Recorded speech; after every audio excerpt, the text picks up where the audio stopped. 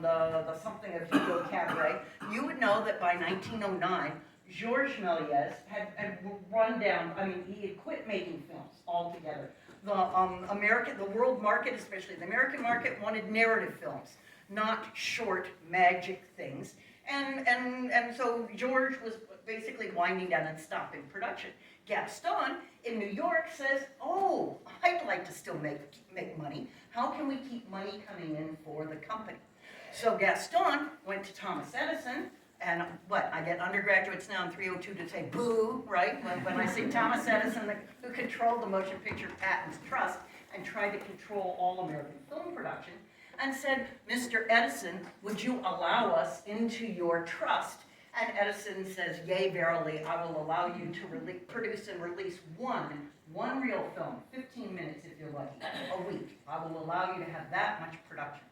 So in the fall of 1909, Gaston and a ragtag group of people who had been in the movie industry since 1895, he wanted old hands, were randomly making some films in New Jersey. And they weren't doing very well. So it occurs to Gaston that what the market really wanted and needed in early 1910 were Westerns, wildly popular all over the globe. In America and in Europe, everybody was crazy for American Westerns. But how could, instead of making them in New Jersey or on top of a building, in downtown New York, or even he thought about going to Jacksonville, Florida, where a few other filmmakers were going for the harsh winter months. But it occurred, one story says that Gaston threw a dart at a map of the United States and it landed in San Antonio. So he decided to send a crew of about 20 New Yorkers to San Antonio. Here they are, once they got to San Antonio, they rented an old farmhouse on 20 acres down on the south part of town along the Mission Road. And they proceeded to, okay, so here's their goal, very simple camera, very ancient director, a number of local cowboys drawn from farms in Behar County, and some people who were trick riders for rodeos and Wild West shows, and a few actors. Here's Francis Ford and their female actress, female star Dolly Larkin. So this group came to Texas, and they're going to be making films. Okay, a little bit about why San Antonio and why here. Like I said, San Antonio actually made sense economically, socially. It was the largest city in between New Orleans and Los Angeles. So it really was a population center. It had railroads, easy access. If you half the company came around on the steamer Brazos from New York and landed at Galveston, and then took the train into San Antonio. So it was a logical location. It was actually a great place for people to come for the winter. Supposedly, they claimed it would be like this outside every day in San Antonio, mid-70s, high 80s, perfect weather. So they had a lot of snowbird tourists in the winter would come here. Down along the Mission Trail, a recent fancy schmancy hotel called the Hot Wells Hotel had set up business.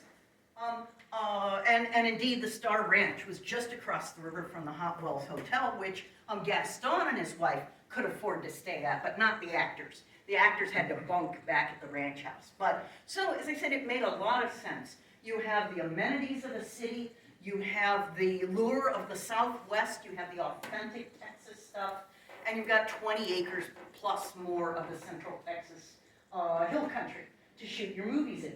Good idea. And in fact, this is one, they made a number of films. Okay, of the 70 films, for a long time, all 70 were lost.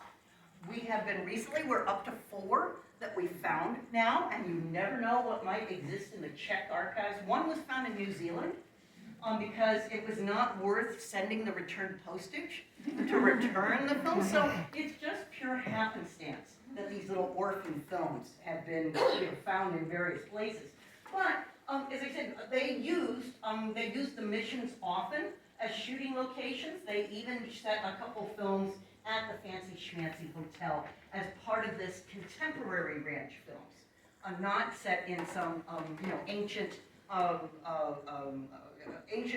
of a West, but they wanted it to be the West of 1910 and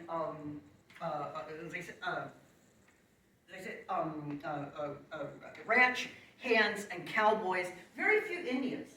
Thinking about the films they made in early 1910, so they were not cowboy and Indian films. In the contemporary West, the Comanches, the Tonkawa, most Native Americans had been pushed way out of, all the way to West Texas. And so very few of the 70 films made by this group involved Native Americans. Mostly, as they said, these are melodramas and comedies set on the already settled ranch West. It's interesting that many of the ranch owners in these little stories are female.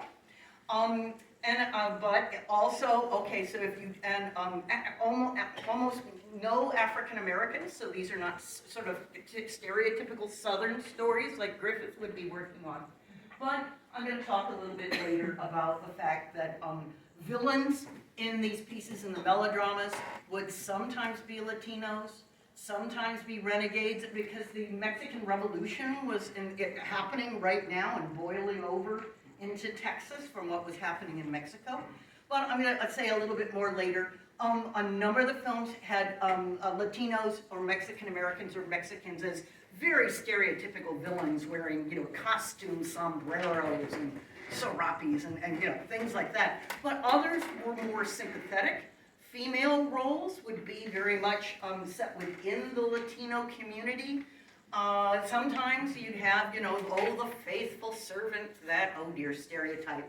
But, as I said, but others were just set within the sort of white ranch contemporary West. What I love about this photograph is that it shows what filming conditions were like. They did not have, at that point,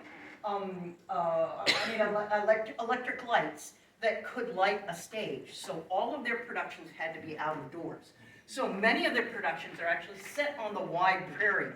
Lots of chases and, and things outside the missions and things like that. When they wanted to shoot an interior scene, they set up a small stage and they brought with them a scenic artist, they called him, who would paint interiors and make it look like so I love this picture.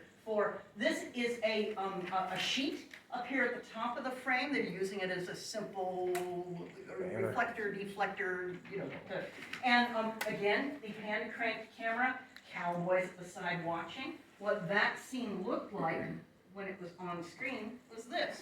So again, if you're a moviegoer of 1911, you go, oh, it's shot inside a cabin. Really not. They made do the best they could with things like that. So unfortunately, they were under great pressure. Gaston said, we have to make these films as fast as possible and as economically as possible. And so he wanted them, he demanded that they try to finish 3 films a week. That's 45 minutes of film. Can you all do that? That's a big ask. The cameras only held 400 feet of film. The 1,000-foot, 15-minute films were, Gaston said, feature action. So they would often shoot the action part of the film first and then sort of fill in because of Edison's dictate. You couldn't have a 700-foot film, you couldn't have a 1,200-foot film. You had to have exactly 1,000 feet. So and at this point they were purchasing most of their scenarios, most of their plots from short story writers and people who were earning extra money, side gigs writing for the growing movie business. So again, I'm interested and I like to tell undergraduates about this, about here are the challenges, the limits, the dogmas, whatever you had to work under. It's all outdoors. You're going to emphasize action. The cameraman had been in the business, Daddy Paley, had been in the business since 1895. And he was not like Billy Bitzer, so the shots you'll see in these Star films are pretty static. I've counted there are about 30 scenes to a one-reel film, whereas Griffith's and Bitzer's The Lonedale Operator has 110 scenes of shoot back and forth, of the train engineers racing to try and save the girl telegrapher while the bad guys are trying to break into the house. They managed 35 scenes, but still pretty good of trying to finish 2 to 3 films a week.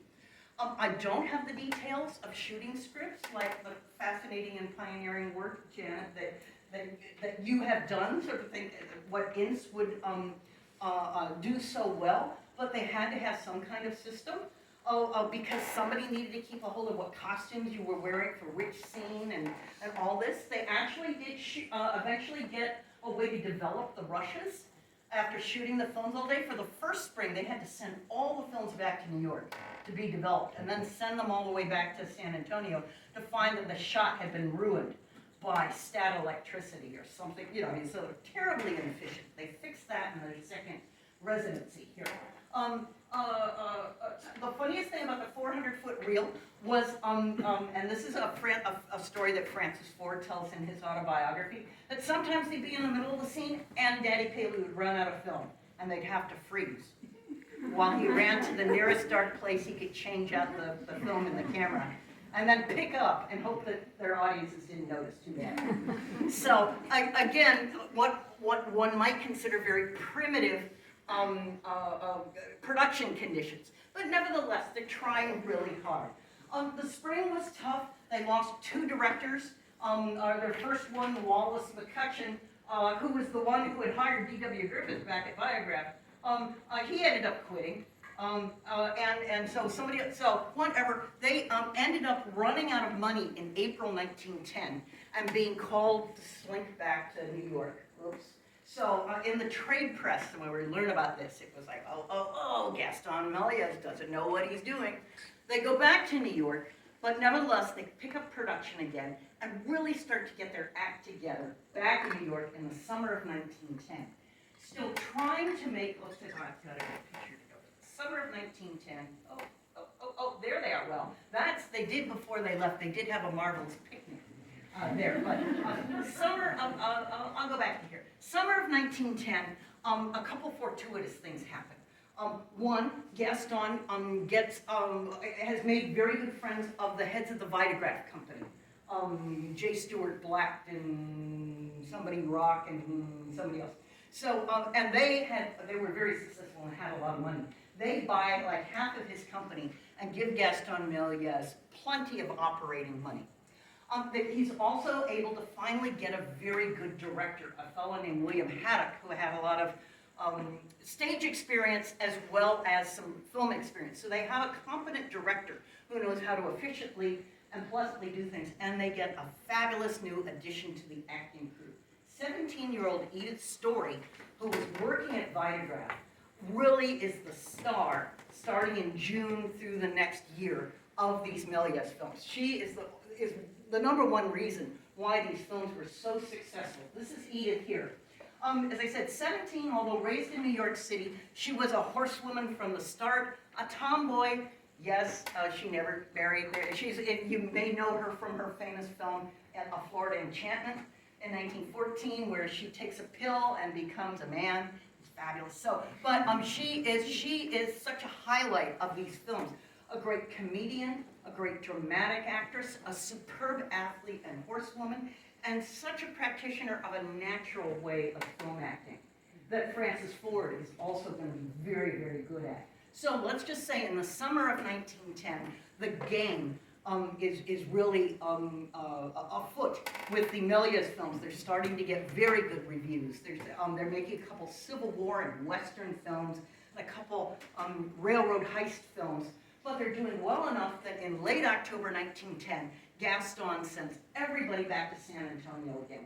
This time, he and his wife come along with Edith Story and Francis Ford, and they're really in their prime. The movies made from, the Melies star films made from October 1910 through May 1911 are, they deserve some recognition. It's really interesting that they get great reviews. The very first steady regular film reviewer was a staff member at the New York Dramatic Mirror, who really, it's a marvelous source that I've got, that he paid attention to these films and critiques each one for its beautiful photography, its fabulous acting. Sometimes it's corny, he'll call out a corny plot line or narrative, but and I have some anecdotal evidence that they were starting to sell like crazy, that Gaston is earning a fine income. So these films are being very, very successful. So, like I said, back in their heyday, here, back in San Antonio the second time, One interesting thing is the connection they made. This is the media industry's connection. The German-American entrepreneur who built that fancy schmancy hotel was Otto Kohler, who had the Pearl and San Antonio Brewery in San Antonio. So he was this, entrepreneur. And he, a German-American, met up with French-American Gaston, and they got on well. And so Otto Kohler says to Gaston Melies, I would love to have my beer brands advertised in your films. Certainly Western films will have a lot of scenes set in saloons and things like that. So he says, if you will put my advertising in your films, I will give your actors free beer. And the actors go, yeah! So that was the happiness indeed of this picnic. You can see how well they were appreciating getting the free beer. So indeed, so it's spreading a bit more of San Antonio lore all around. How to make an archive out of this? As I said, there was nothing. What Frank Thompson was able to do 30 years ago, before anything was on the internet, before there was an internet, he was able to go through the film trade journals, Moving Picture World, Film Index, and find that the Melies Company released about little 3-paragraph synopses of each of their 15-minute films, so that exhibitors, 10,000 of them across the country, could figure out what's this film about, why should I rent it? So we had those for each of the 70 films. And then I've mentioned that we were so incredible that Frank did the detective work to find that this one reviewer in this one publication called the New York Dramatic Mirror reviewed every single new film that came out over a 2-year period. So he reviewed 3,000 films. He must have never slept, but just hung out at Times Square. I want to say New York City theaters outside costume reveals every day. So we have also an extra review of each of these films.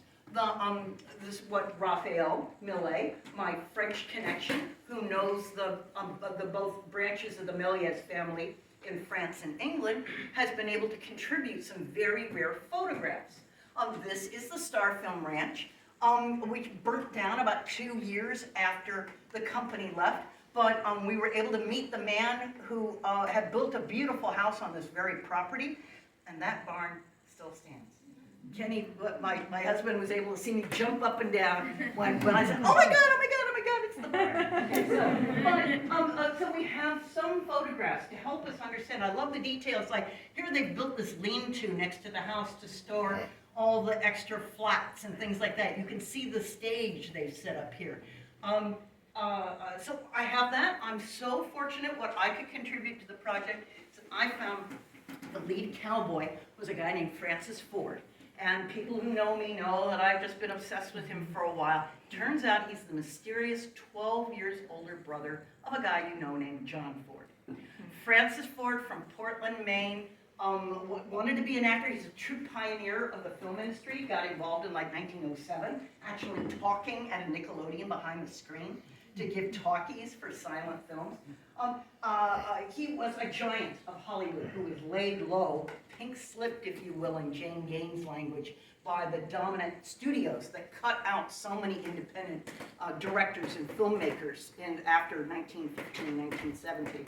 He had a brilliant career. It crashed completely. He had brought his 12-year younger brother. I will cut down to I've got a cute picture of it. So, Francis Ford got to go home to Portland, Maine in triumph after becoming somebody in these films and then going to work for Thomas Ince. He goes back to Portland, Maine, and here's little Jack Feeney. Here's little 18-year-old Jack Ford behind him. So he comes home in a big rental car. He goes, look, I'm somebody now in this new business, the movies. And Bull Feeney here was a high school football player who said, wow, big brother, this who I hardly know, this is really cool. Could I come have a summer internship with you in LA before going off to college?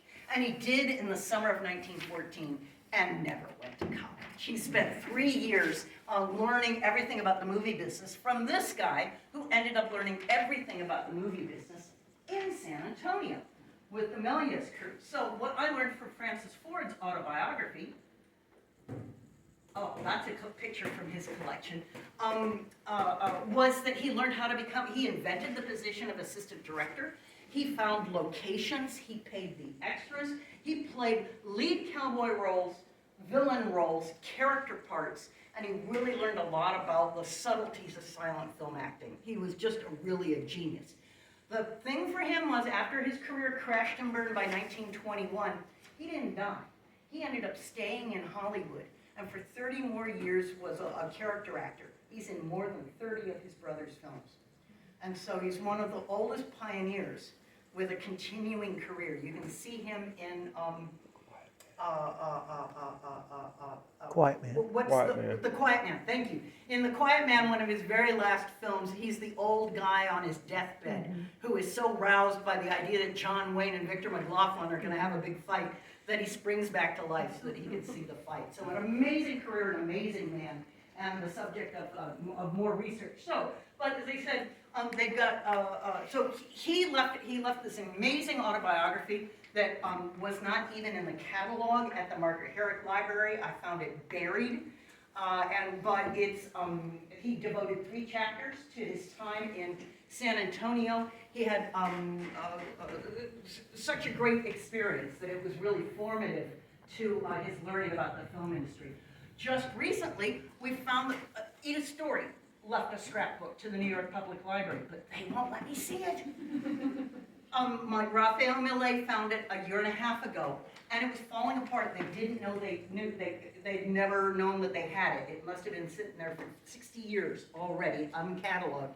And they take it away from him, and and they go, no, you can't see it till we get it restored. And I keep calling and going, when are you getting it restored? And can I give you some money? Can I bribe you? Can I anything? I can't wait till we can find out about her own experiences, because she also said it was the best time in her professional career, being with these fabulous actors and cowboys.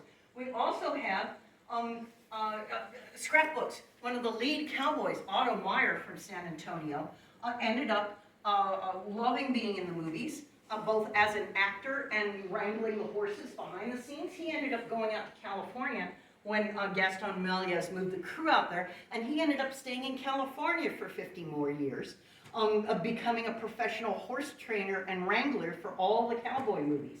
He worked with Tom Mix, he worked with Roy Rogers, he worked with everybody. So again, I'm so fortunate to have been able to find these things. A few other things I would mention is that help with the archiving is that this is a funny one because it looks like that other picture. This is an editorial cartoon, part of a larger piece about all, in 1911, critics are already saying these are stereotypes in Western films. And I like that the girl looks a lot like Edith, and that the guy with the big chin looks a lot like Francis. So, another thing that really helped was the beginning of the fan magazines. Motion Picture Story magazine started out not as just fan gossip, but as novelizations of current films. They especially, like, I think because of the Vitagraph interests played a big part in the beginning of this magazine. There are like 12 different Melies films novelized in the pages of Motion Picture Story magazine in its first 2 years, giving me incredible, this is from a marvelous film called In the Hotlands, in which Edith plays a snotty young girl who she begs her, I want a dress for the dance. And she's arguing with her mother about this on a hot July day. She causes her mother to have sunstroke. The doctor, and that's from this earlier scene. Here, I know I've got it.